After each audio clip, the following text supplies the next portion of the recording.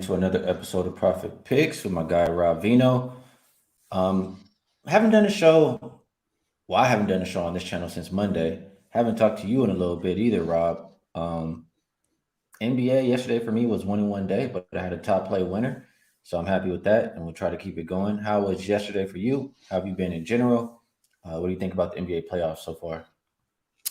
Yeah, yesterday was nice for me, Skee. Basically, the right side of both of those games. I think the overall was 6-3 plus 9 units of profit yesterday. So the big plays won. The best bets all came through. We had a lot of Golden State.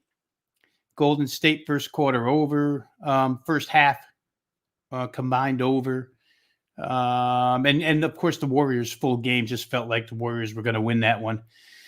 So it went good. I like a lot today. In fact, I have a 5%er up at Wager Talk today, and it's only the third one in the NBA I've put up all season long. I don't generally use a lot of 5% play. So like something huge here, and we'll see how it goes. Hopefully it stays as good as yesterday. A 5% play. Go out and check out my guy Rob. He has something he really, really likes on today's card. And I would want to be involved with that personally. I'm probably going to pick it out today. I know he's going to try his hardest not to give it out, but I know how to cap the capper. We'll see. Couple comments. Adam says, feeling the red today. You were wrong. I knew they weren't going to get this one. There's an orange. Yeah. So Rob trying to throw you guys off now. It was getting a little too easy before. Let's see. Freaky Tweaky says Skee's going to be on Celtics over. We'll see. We'll talk about it. G Martinez, do the right thing. Hey, that's all I'm trying to do. I'm just trying to help everybody do the right thing, man. That's right. Rashawn says he likes the shirt. Nice color, I guess. Yeah. Thank you, Rashawn. G Martinez says Skee's unbiased, not like Wham. Taking a little shot at Wham because we're both Laker fans. But you guys know I like the Warriors too. So I guess nobody can call me biased in this series. I've taken the Warriors twice, I've taken the Lakers twice, and I've taken a total. Adam said, didn't even know Rob had orange in the closet. See, I told you, Skee. They don't know what I have in that closet. I'm going to surprise some people this summer. What up, Chris? Appreciate you tapping in. He does great work as well. Make sure you check out his channel. And he says, hit the like button. Yeah, help us out quite a bit. If you guys like what we're doing, take a second and hit the like button for us. Let's get started, Rob. We have 2 NBA games for today. I figure we just run through those. Still not doing the heaviest on MLB. Kind of taper down the NHL as well because all the teams that I was following, the really good teams, I felt like already lost. So I'm going to ride this NBA out until we don't have games every day anymore. Then I'll move over to MLB and WNBA, et cetera, et cetera. So we will start 5:53, 5:54, Boston heading into Philly to take on the Sixers. This game opened Celtics -1. We now see them as a 2.5-point favorite. Total open 214.5, and it's as low as 212 right now. Injury report the same as it's been every single game. Gallinari remains out, and Embiid is game time decision. Pretty sure Embiid is going to be in the lineup tonight. So I'm really curious to hear how you feel about this game, Rob. Before I start, too, there's one game. I'm going to just give it away. It's not this game. I really want to hear how you think about that one because I waited to make my pick on that game specifically to talk to you. But this Boston and Philly game, I feel like Boston got a little bit embarrassed. Like, not a little bit. They're really embarrassed after that last game on their home court. They were getting booed by their own fans. At the same time, I don't trust their coach. I don't think he's, even a real head coach. He doesn't make a whole lot of adjustments. And that doesn't give me a whole lot of confidence, in the playoff game moving forward. So I really, from a motivation standpoint, back against the wall standpoint, want to back Boston. Maybe the move is to get in and get out and back them early. But, Philly's been playing really good basketball. James Harden's over there trying to shut me up. And B, even though he's not fully healthy, he's doing his job as well. It's over there in your neck of the woods, Rob. What are they talking about with the Sixers? How do you feel about this game? Well, the thing they're most worried about is who's going to ring the bell tonight before the game. The choices are, I don't know if it's been announced yet, but A lot of good choices. We might see pre-game Allen Iverson. We might see Brian Dawkins. We could see Julius Erving. A lot of guys who haven't run it yet this year. But for the game, Skee, it's all on their shoulders right now. There's no way in heck. Just kind of quoting somewhat what Philadelphia fans feel here this morning is they don't want a part of Game 7. They want this to be the year where they can go out and close something out. I think the trepidation extends all the way to Doc Rivers, right? We know Doc's playoff record. They want to see Doc win a series like this. And they certainly, when Joel Embiid's on the floor and playing like he played last game, they certainly have the capability to do so. I think last game, if I start with the Sixers, I just don't know that they could play any better, Skee, to tell you the truth. I mean, you go, especially the starting unit, right? You get a double-double out of Tobias. You get 33 out of Embiid, 10 of 11 from the free throw line. So he was playing his game. You get a double-double out of James Harden, and you get 30 out of Tyrese Maxey, 6 of 12 3-point shooting. Can it get any better than that? I'm not sure. And even the move that Doc made to play Danuel House because he felt there was more of a connection between him and Harden, having played in Houston together, that worked out for Doc. House comes up with 10 points, and he hadn't taken his warm-ups off in, I don't know, I think it was like 16 games. So when you handicap like me and you handicap bounce-back stuff or overachieving, underachieving stuff, I think Philadelphia certainly overachieved in Boston. And to your point about Boston being embarrassed, and that was the worst 36 points I ever saw out of a player with Jason Tatum had the other night. That 36 was horrendous. And if he doesn't want to keep the label that was attached to him after last year's finals, then you got to play better. Jaylen Brown can't go 3 of 8 from the free throw line. He's got to play better. Al Horford can't go 0 for 7 from 3. He's got to play better. So there's huge room for improvement on the Boston side. And I don't know that there's any higher ceiling for Philly. To me, I feel like the only way they could go is down. I don't know that the home court has played a real role in this particular series. So even though the crowd is going to be jacked up, I just don't know that that's a determining factor here. I do like what you said about Joe Mazzulla, because as each day goes by, every 24-hour cycle, we hear more and more about how maybe the locker room is losing a little faith in him. We'll see. I mean, winning cures everything. Let's face it. I mean, if they win, he's great. If they lose, he stinks. But I would expect Boston to play better here tonight. The line has certainly, or the money has certainly indicated that, syndicates feel the same way.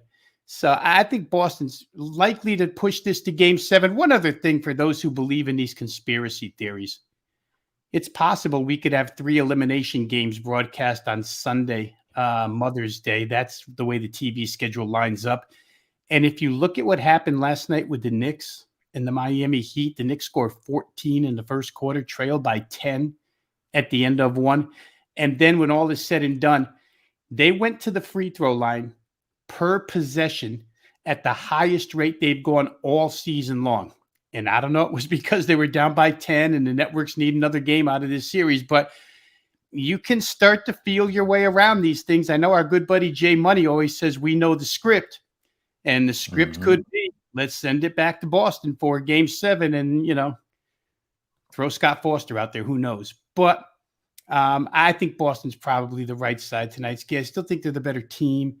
And like I say, I think there's a pretty good chance for a bounce back here tonight. But the Sixers, again, I don't want to sell them too short because they're playing really, really well. And, it's been a burden or a monkey on their shoulder, on their back for a long, long time here. So let's see if they can get through. I think Boston early. I would probably be on Boston first half in this game, thinking that their bench is a little bit better than the 76ers. So I want the second quarter included rather than just the first. All right, so we're in a little bit of agreement there that we expect Boston to throw the first punch, whether it's first quarter, first half. That's the direction we're kind of looking here. And I don't think Missoula should be there next year. He's made a lot of poor decisions throughout the playoffs so far. Top of my head, I know they should have called timeout at the end of that last game. He's not making adjustments versus the zone that they're running. It's just too much that I don't like from him. So you look at the body language of the Celtics, that's the one thing that I really did not like in that last game. and looked like they maybe had given up. So we shall see in this one. The total. Do you agree with it coming down from 214.5 to 212? If we like the Boston side, it's we know they're going to put up points. And I think every game. Let me check their team total really quick. In every game except for one, I think they've cleared their team total for tonight. It's only 107.5. So would you be thinking it's a higher scoring game? I feel like it's correlated with Boston and over, Philly and under. I would prefer probably just Boston team total over 107.5. What do you think about those?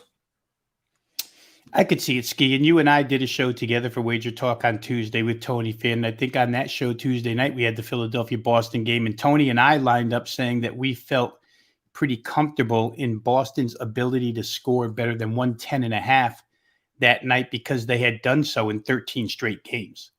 Last game, they only got to 101. So it's the first time in 14 games that they didn't surpass tonight's total, 107.5. And I just feel like, when you said Joe Mazzulla is not making any adjustments, really from day one, they haven't adjusted. I don't know what the exact defensive efficiency numbers are on the Celtics because I didn't look them up prior to the show, but I do know that it's not what it was last year. They're far more of a track meet up-tempo team, less defense, even though they've got great one-on-one defenders, especially on the perimeter. So for Boston to win, I think they have to outscore them in this series. If you're just going by the series, this series has gone 4-1 to the over. So I know that under money comes in these types of game 6, win or go home type of situations. And they figure that, the defense will claw its way to victory. And that could be the case with Boston if motivated here. And especially if, I know you said that the body language was rough on the Celtics faces the other day and bodies. The one guy who continues to dive all over the place and probably should give the pregame talk is Marcus Smart. He's just everywhere. He never gives up, that guy. So maybe they need to follow his lead in this one. I think if you're playing Boston, you probably think their team total is going over. I think if you're playing Boston, you probably think the game is going over. But I put a little caveat next to that because if one team is going to scratch and claw tonight for their lives, I'd have to believe it's Boston. Probably need to see a little bit more out of Time Lord defensively because Al Horford wasn't cutting it the other night defensively. So I think total-wise, that's how I would look, Ski. Boston's been, I think, they're the number one first quarter scoring team. Somebody correct me if I'm wrong, Boofer, or somebody's got all those first quarter numbers, but I think Boston ranked either 1 or 2 in first quarter scoring all season long. So you could look that direction as well. Yeah, I like what you're saying there. I like what you're saying, Rob. I really think there's some money to be made in this game, and I don't want to be passing it up. Um, I'm kind of conflicted more so on the total than anything else, just because I could see a full game under, but I'm leaning more towards Celtics team total over, so that makes me want to leave the total alone. I'm going to pull up a query here, and we'll break some things down on the screen as far as situation. So I think it should be this one here. Let's see. You can see it, right, Rob? I got you. Yep. All right. So what we're looking at here, the last 10 years in the playoffs, favorites of back-to-back losses to their opponent. They are 97-39 straight up, 71.3% winning by an average of 9.17 points per game. They're 84-50-2 against the spread, 62.7%. Average line was minus 4.7. They're also 81-54-1 to the under, so about 60% to the under. And that goes to what you're saying, or not really. This is not even game 6 or elimination games. This is just saying that after teams lose twice in the playoffs, they play a little bit better defense. Mm-hmm. So maybe that takes me off of, whatever. Even though I'm leaning towards the Celtics team total, I'll just leave that alone if I think it'll be a lower scoring game. And the average total for these is right along what we're looking at today, 212.3, and we have 212.5. So I'm going to leave the total alone for this game, but I really just think it's a Celtics spot. I just have to ask myself do I trust this team, to play motivated in this spot? If it wasn't for that body language in that last game, I wouldn't even doubt it. But I think this is something I have to get involved with. Let me type in a little bit something else here. Or what do you think about this query while I type in the next one, Rob? Well, I think, and that's why I said with a caveat on the and the game full game total, just because even though they've gone 4-1 over, this situation is just different. I think you could see something, Ski, in the vicinity of 110.99. That would put your Boston team total over, and that would put the game total, full game, under, simply because, again, you have to feel like Boston has good defenders, and that if they're going to, fight for their lives, they probably are the team that holds Philadelphia down in scoring here. Philadelphia scores all over them like last game. I would be very, very surprised. Show you no team pride at all in the Celtics. But again, Jason Tatum labeled after that series last year, and I remember talking to you and how Jason Tatum likes to pattern himself after Kobe Bryant. And you were like, nah, we're not having any of that. You and Kobe Bryant comparison, dude. So if he Hell wants to no. even be, regarded the way he is during regular season, then they have to play well. And I think probably play better defensively. They are what they are. They're a scoring team, and I don't think Joe Mazzulla is going to change that in this game. They just have to make shots. They got to 101 last game by not making shots in defense of you liking team total over 107.5. So I could see both ways. I could see Boston being the team that scores and the game still staying under. Got you. Really quick on this comment. Chris says Celtics are 4-0 to the under in elimination games dating back to last season. Game staying under by 11 points per game. He's saying Philly team total under. And there was a game Yeah. where I felt this exact same way. And I took Boston on the spread and I took the Philly team total under, and both of them hit. That could be the way to play this one. And UCAP are also agreeing with Sixers team total under. So let me look really quick at this query. This query says, how do road teams do in game six? 94, 77 straight up, 55%. Closer to 60%. They're 59.4% against the spread. They're also about 57.6% to the under. But let me go back really quick. Let me just hit the back button. That last query. Yeah, so the last one in the playoffs, the last 10 years, favorites out back-to-back losses to their opponent. It says they're holding opponents under 100 points per game. Right. So I'm liking what they're saying as far as Philly team total under. And the best number we can get for that is, wow, it opened 107 and it's down to 105. So I'm thinking Philly team total under will be the route that I prefer. Any last thoughts on that? I think all of this stuff correlates to what we said, Ski, and the way we broke it down. I think almost everything we mentioned here lines up that way, that it could be, at least in my eyes, it could be somewhere in the vicinity of 110.99. I could see the Sixer offense, which was absolutely on fire in Boston, coming down to earth a little bit if Boston plays better defense. The one question I was going to have for Chris, who put the number up, Boston 4-0 against the spread in elimination games and holding the other team down. I was going to ask what their points allowed were in those 4 games, but I think you just brought it up in that query. Boston has played great defense in these types of situations. That core team is still there. So it's just really, let's just erase the head coach from this, Ski, and forget Joe Mazzulla for a minute and just figure that Jason Tatum, Jaylen Brown, and Marcus Smart and Al Horford all take it upon their own shoulders.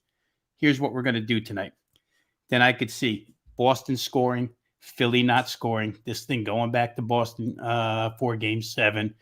So I'm not going to argue any of the points that were made here. They're all really good. And I think we're all kind of circling around and saying the same thing of what we expect. If we get real quick here, if we get to player props,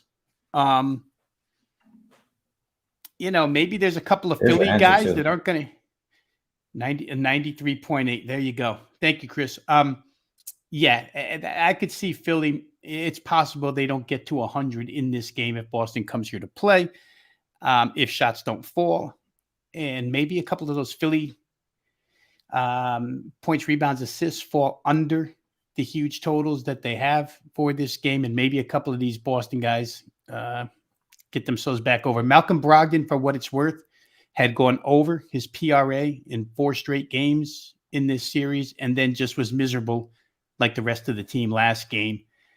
And I believe with the amount of open looks that Al Horford gets from 3, 0 for 7, just, if that's in the cards again tonight, then Boston probably doesn't get there. But I would think he probably goes over his 3-pointers. Yeah, I don't disagree with anything you said there. There was one comment that said Horford needs to stop shooting those threes.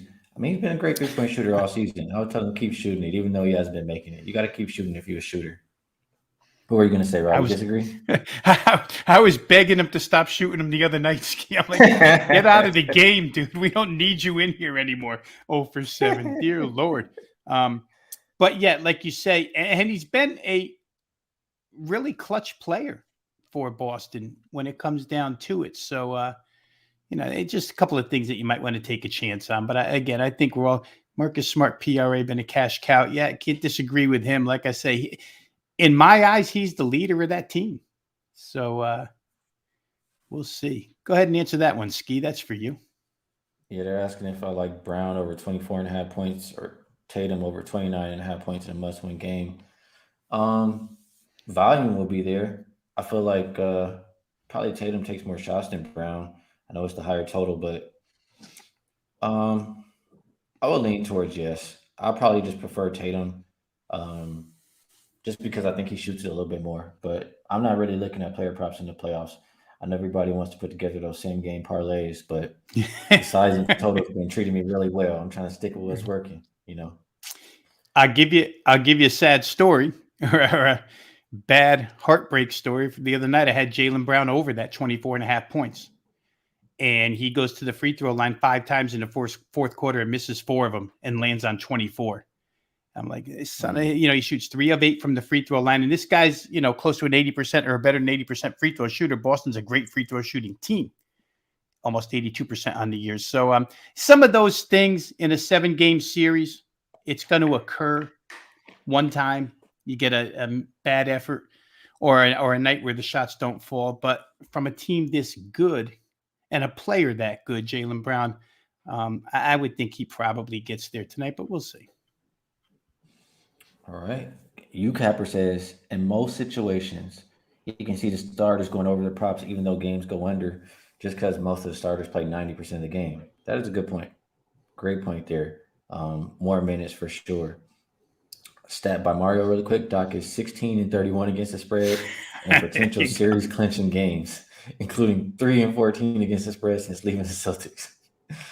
Hey, you got to know he's not great. The other side is not good either, but good point. And Chris says Marcus Smart, all 5 games has gone over his 20.5 points, rebounds, and assists.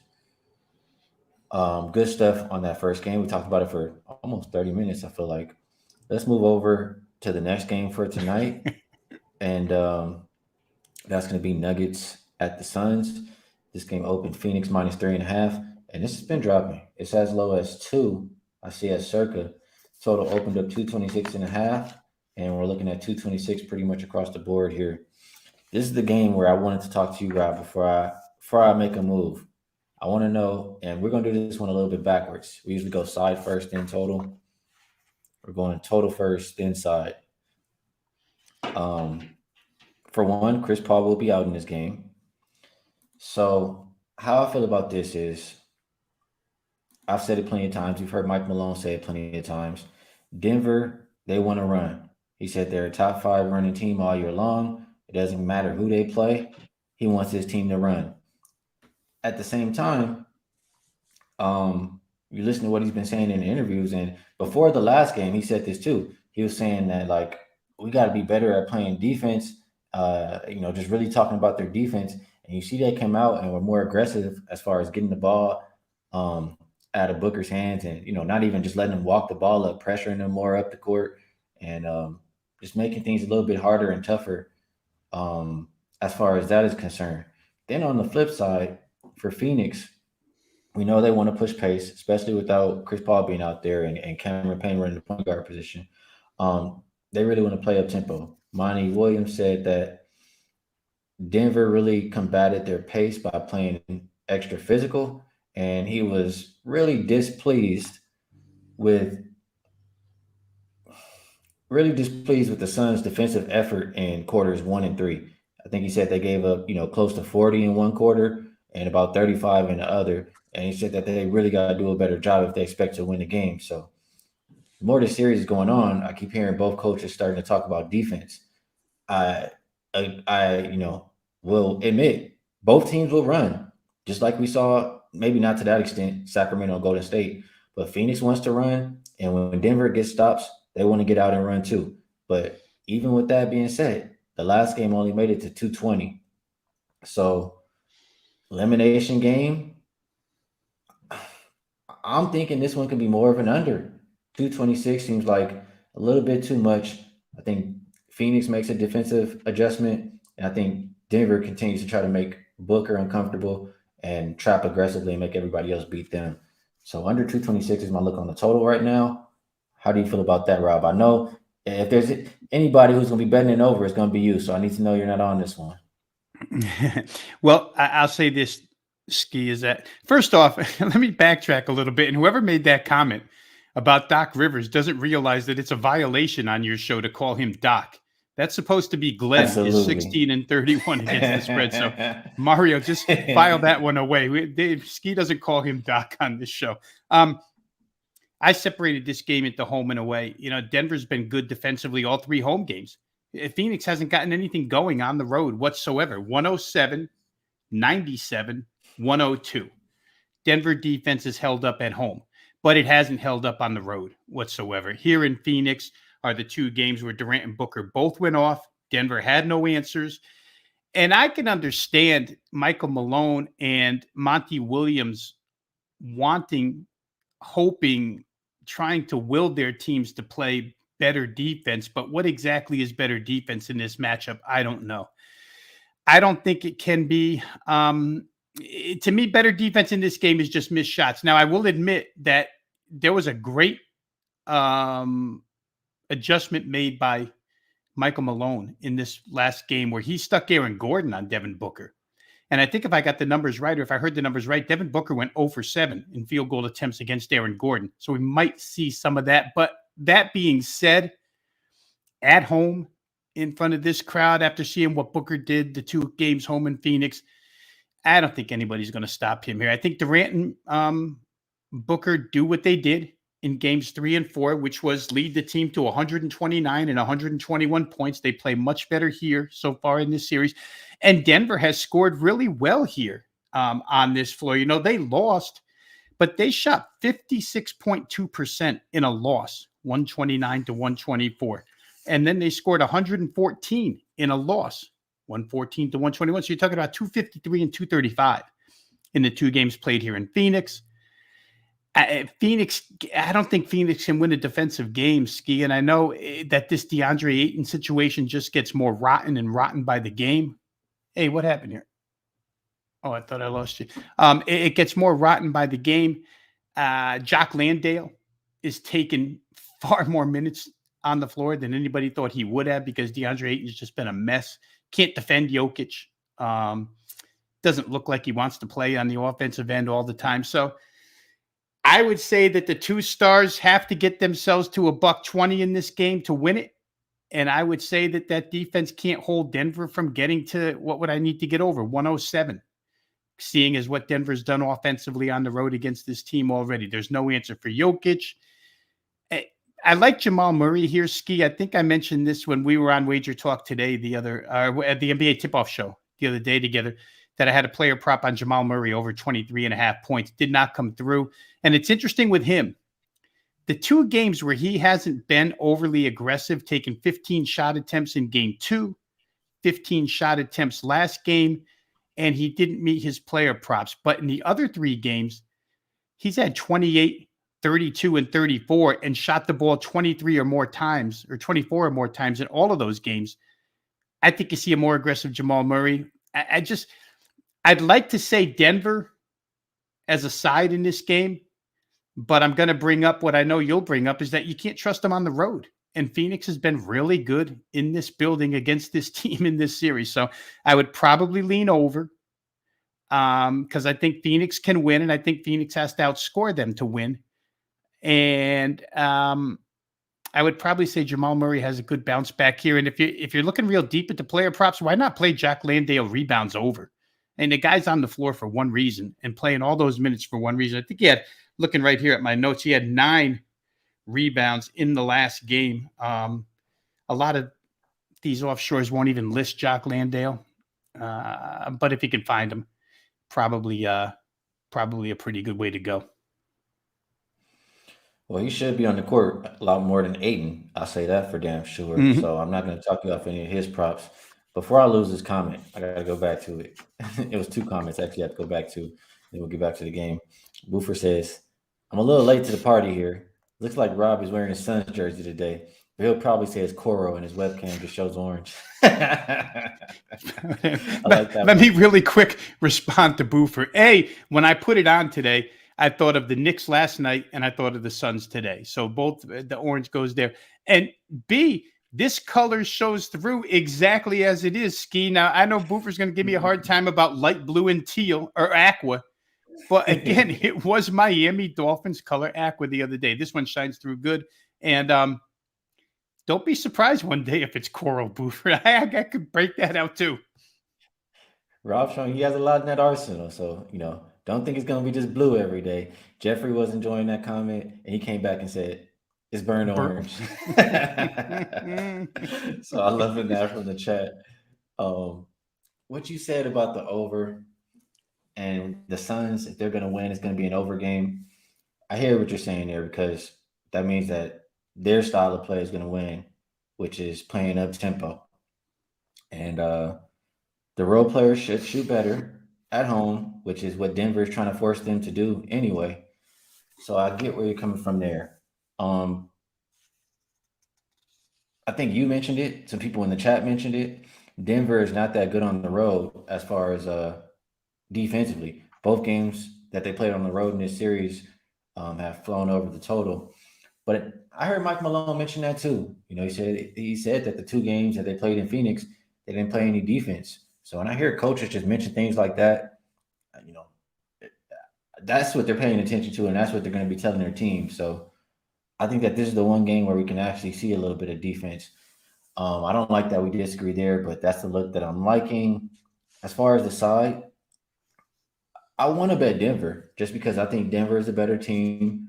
I trust the 5 players. If you want to just look at starters, I trust all 5 of the starters to be able to produce for Denver. I think every game except for one, forgive me if I overlooked that last game, but everybody was pretty much in double figures. Whereas for Phoenix, it's got to be really 2 guys doing majority of the heavy lifting. And if one of them's having an off night, it's not going to be pretty for Phoenix. So I'll lean Denver. I probably won't bet them specifically tonight just because I already have them to win the series plus 115. So I'll just probably write that out. Same, a little bit of backtracking, but same can be said for Boston. I have them to win the series as well. So I might just look at the total or team total that I mentioned in that one. So I guess to sum it up for this game, Nuggets and under for me are the ways that I'm looking. And Rob, on the opposite, looking towards Suns and over, right? I would love to be on Nuggets, Skee, and I'm not on the side here. I agree with everything you said. They're the better team. And 2 on 5 is sustainable for only so long. However, this is a pretty good 2. And then one other thing about these 2 guys, Durant and Booker, in the 2 home games that they played, when KD didn't have it going in game 3, he went to the foul line like 18 times. And Devin Booker gets to the foul line a bunch. I think in the 2 home games, I had in my notes this morning that those 2 combined have averaged 18 and a half free throw attempts in the 2 home games. And if they get some friendly whistles because they're home, because it's 3-2, I could see them putting up a lot of their stuff from the free throw line. But they have 72 and 86 combined points in the 2 games played at home. I'm a little disappointed in Cameron Payne. I thought Cam Payne would play a lot better in Chris Paul's absence. Now, it doesn't mean that he's not pushing tempo. It just means that he's not scoring or assisting. And a lot of this, when you go through the box scores, Skee, is just the fact that Booker and Durant are such great one-on-one players that there are no assists on half their baskets. So I tried him player prop wise a couple of times, did not get there. One last thing I'll say about Jamal Murray, because somebody did comment there. You showed it that Jamal Murray is too Jekyll and Hyde for him.